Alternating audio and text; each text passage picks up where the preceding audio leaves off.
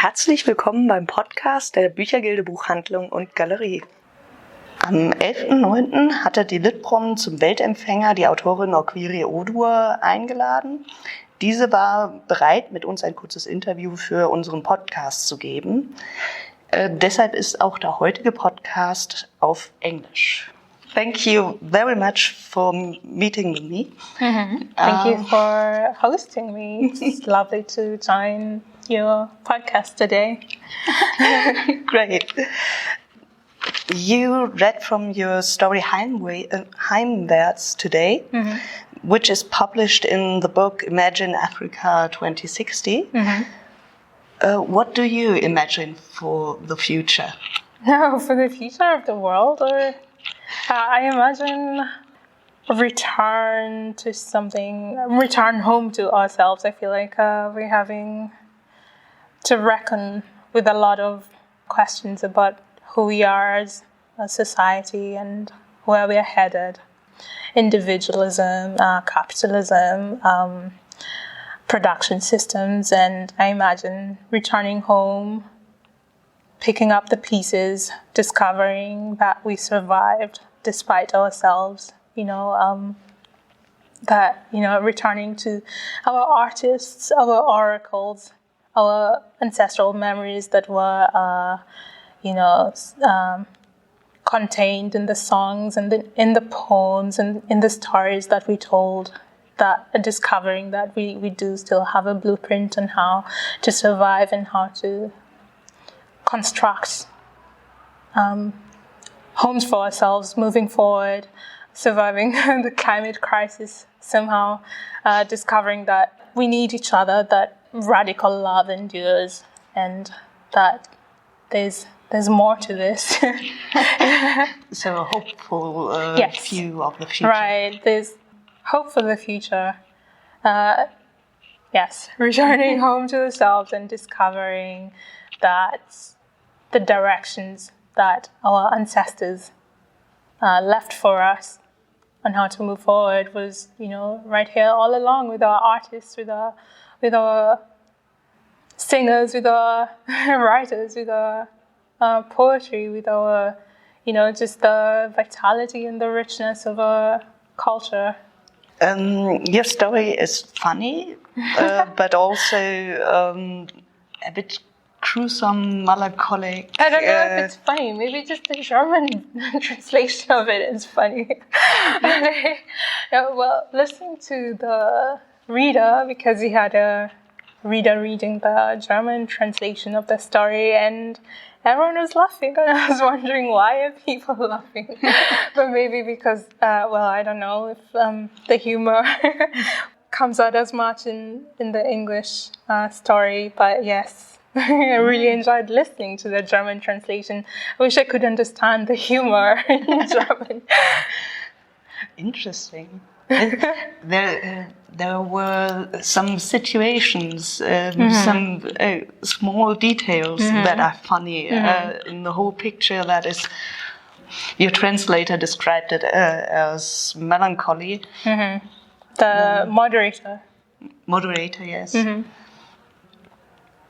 Maybe that, but it kind of, as a whole, it felt like there was more to it, just not just melancholy. Right, yes. I think I would be incredibly heartbroken to learn that my stories are only one thing, which is melancholic. I like to imagine that I'm trying or attempting to create, or at least write stories that represent the fullness of human experience, There's joy, there's sorrow, there's laughter, there's tears, there's softness, there's, again, like the natural world existing in a world beyond ourselves, there's interiority and exteriority, there's a lot of humor, there's, as you mentioned, so, yes,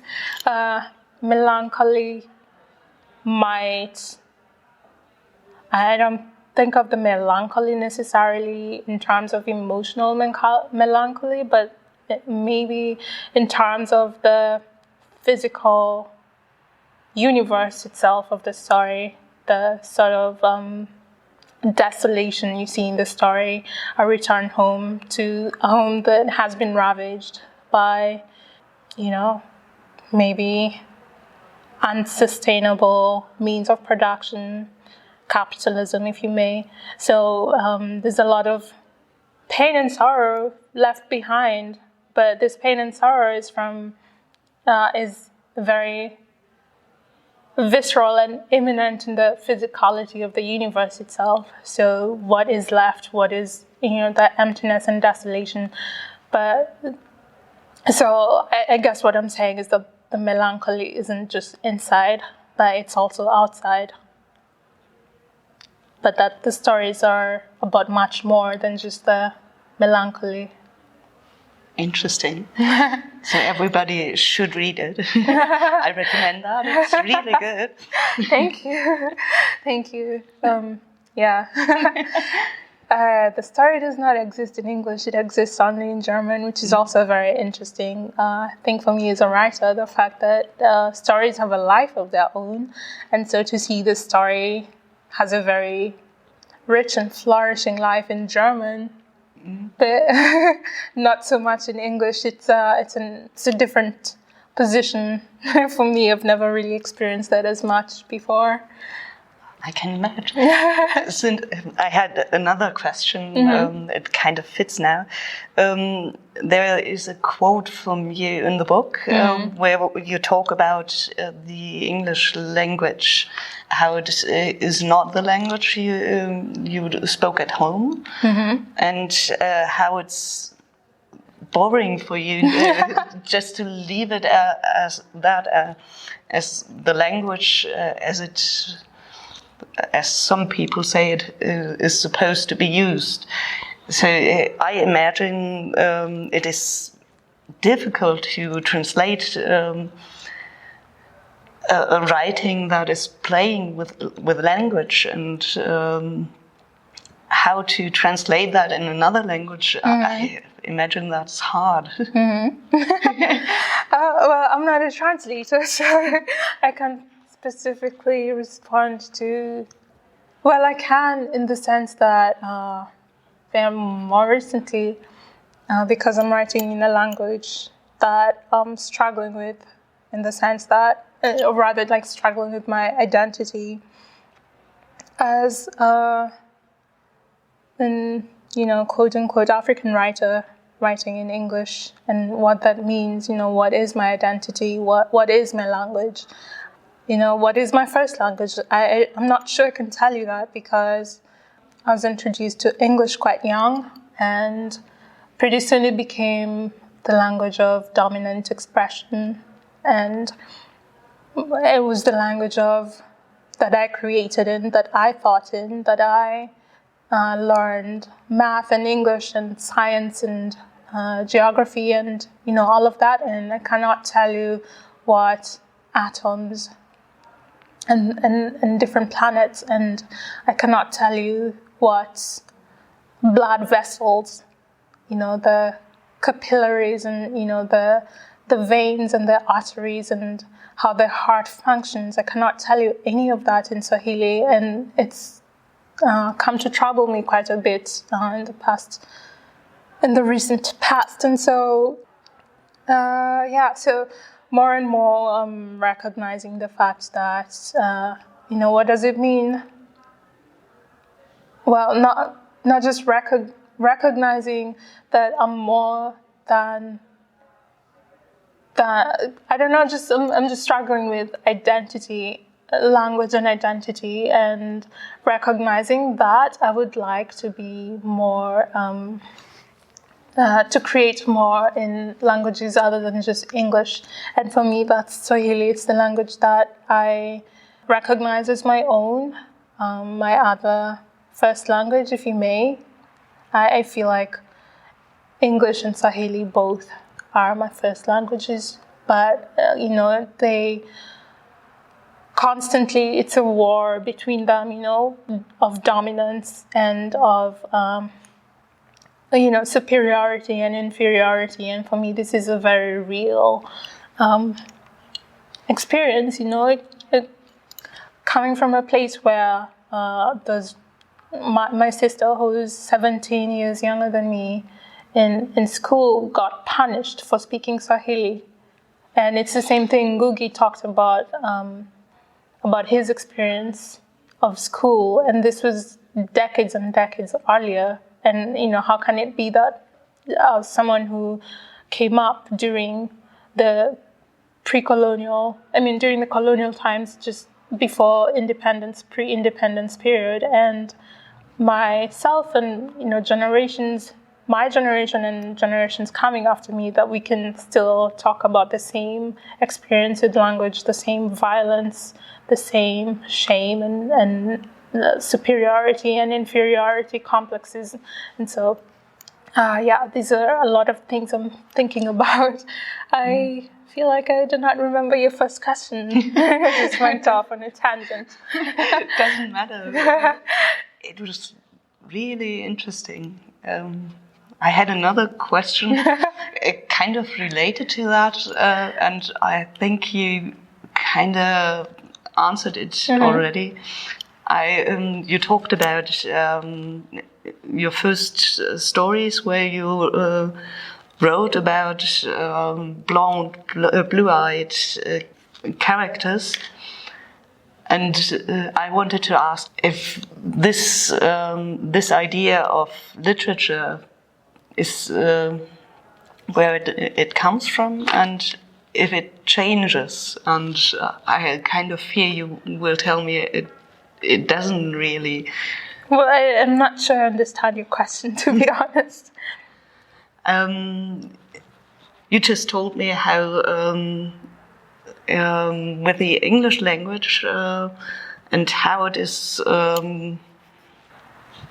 a fight for you with the language and for your sister still, and how this hasn't changed since colonial times, which is depressing for me to hear, I have to say. Well, it's more depressing for me to say it.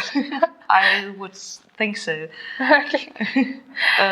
It's language policies that haven't really changed much since the colonial times.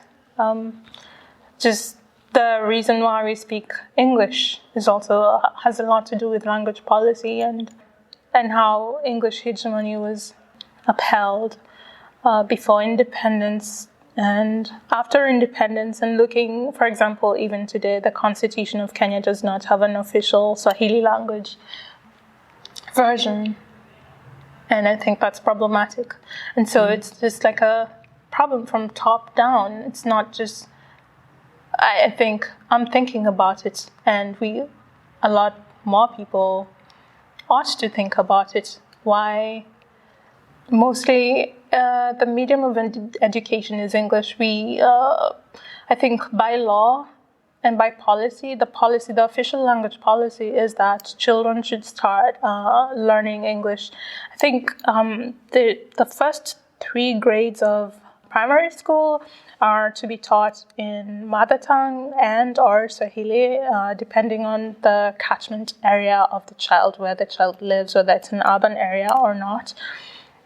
And then to slowly transition from that into English medium education, which continues all the way to university. But I think in a lot of places, this is not even the case. I had to go from kindergarten education in Kiswahili to first grade, learning math and English and science in English without knowing what was happening. That's just the way it was. And I think it's problematic because a lot of critical thinking skills are said to be best taught in the child's own language, the language that they speak at home, or the language that they use to conceptualize the world. And so there's a lot of gaps between, or lack of synchronization between official policy and actual practice on the ground. You walk around. Recently, I've seen kindergartens or early primary schools in parts of Kenya, and I'm thinking of Mombasa, Diani, what time we recently been dancing on the wall of a primary school, which says, please, this is an English-speaking area, which is not just a sign for the students themselves, but like to the community around it, respect the holy grounds of the school and stop speaking that language that you're speaking in. So your own language. Right. And so it's something I think about a lot as a writer, but I think, there's a lot of introspection to be done on a policy level. I don't know, again, it went off on a tangent. I don't know if it answered your question. But it was really interesting. So I think I would, I just want to get to your first novel. It's going to be published in 2020. And what is it about? And do you know if there might be a German translation in the future? It's supposed to come out in 2020 by Scribner. It's published in the US, and I do not know if there's going to be a German translation yet, but I hope so. I hope so. No word about it yet, but I guess, we will see what happens. Okay. Yeah. Thank you very much. I hope you enjoy your meal now. And to our listeners, I just want to say in German again, das Buch Imagine Afrika 2060 ist im Peter Hammer Verlag erschienen. Es enthält 10 Erzählungen vom afrikanischen Kontinent aus 10 verschiedenen Ländern. Es kostet 20 € und ist sehr empfehlenswert. Thank you. Thank you for hosting me. Das war der Podcast der Büchergilde Buchhandlung und Galerie. Vielleicht hören wir uns bald wieder.